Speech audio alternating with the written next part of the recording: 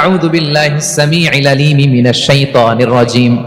এরপরে সূরা হাশরের শেষ 3টি আয়াত তেলাওয়াত করবে।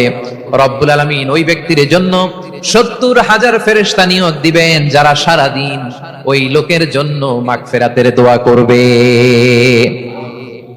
শুধু এখানেই শেষ নয়, বিশ্বনবী ফরমান ওয়া ইন মাতা ফি যালিকাল ইয়াউমি মাতা শাহীদান, ওই দিন যদি ওই ব্যক্তিটা ইন্তেকাল করে সে শহীদ হয়ে কিয়ামতের দিন আল্লাহর সামনে দাঁড়াবে।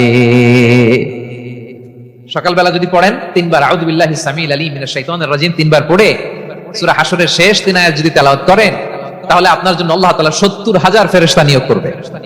সারা দিন তারা আপনার জন্য মাগফিরাতের দোয়া করবে। আর ওই দিন ইন্তেকাল করলে আল্লাহ তাআলা শহীদ হিসেবে আপনাকে কিয়ামতের দিন দাঁড় করাবে। সুবহানাল্লাহ, এত আস্তে। আবার সন্ধ্যাবেলায় যদি পড়েন, সারা রাতের জন্য 70,000 ফেরেশতা মাগফিরাতের দোয়া করবে। ওই রাতে মারা গেলে শাহাদাতের মৃত্যু নসিব হয়ে যাবে।